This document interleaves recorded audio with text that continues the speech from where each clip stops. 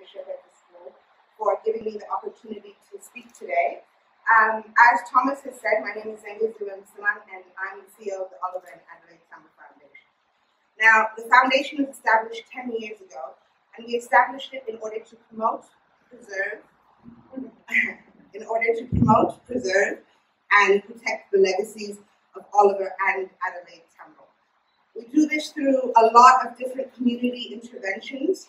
I think one of our flagship projects is in Gandolo, where we are currently putting water into the village, which since Tambo was born has not had running water.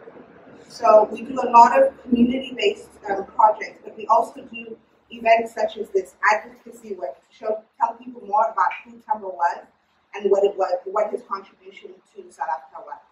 So personally, this is a very personal event for me. I came here for the first time in 2018 when I had just joined the foundation.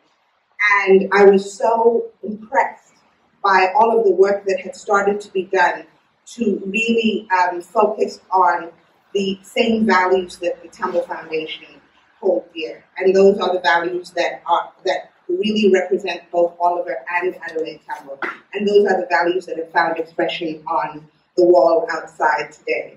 So I just want to tell you a bit about myself. Oliver Tambo means the world to me personally, and also to an entire generation of people who can remember what it was like during apartheid. People who can remember a time where not all in South Africa were equal. A time when black, to be completely honest, I cannot claim to have experienced apartheid, as I did not live here at the time. I am a child of exile. This means that my parents, who were freedom fighters, left the country 20 years before I was even born. So my sisters and I were born in Lusaka, Zambia, where my father was Oliver Tambo's secretary. He didn't know, and I didn't know, I wasn't even born, and who would have known that years later, almost 30 years later, I would go on to become the CEO of the Tambo Foundation. By the time I was 13, I had lived in 5 countries, but I had still never set foot in South Africa.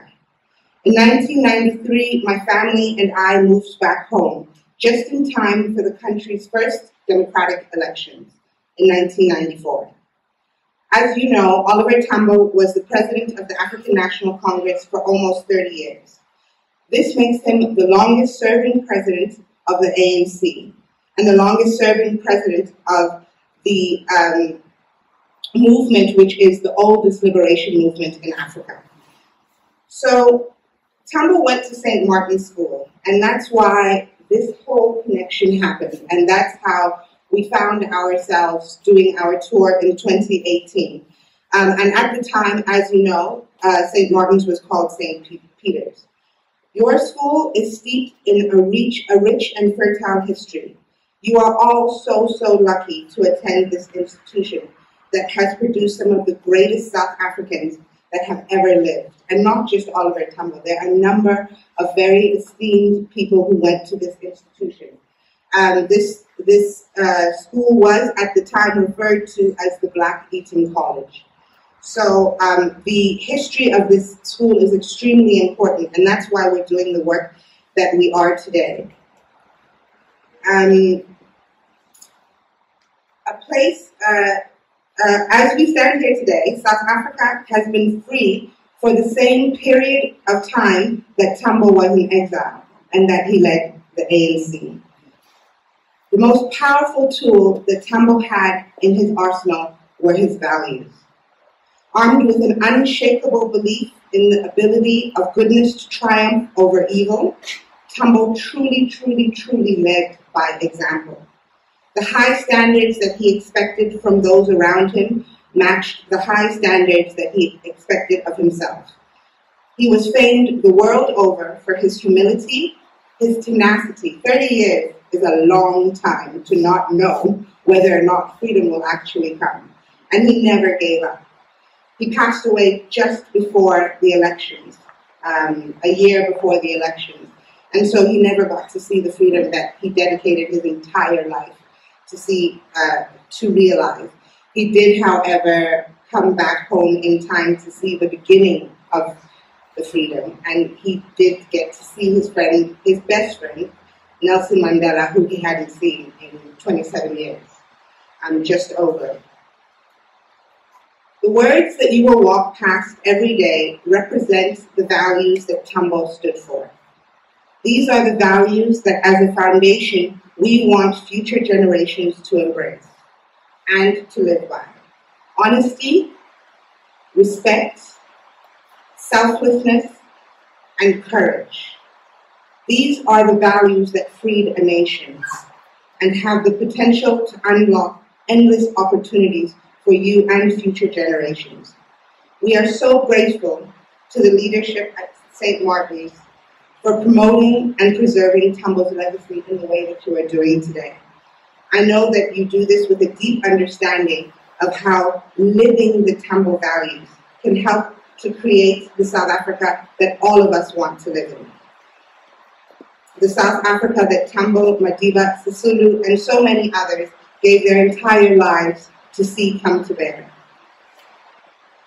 As I hand over to Dante, who's going to say thanks on behalf of the foundation, and who has been introduced and is the grandson of Oliver and Adelaide Tambo, I encourage you to embrace the principles that are outside on that wall.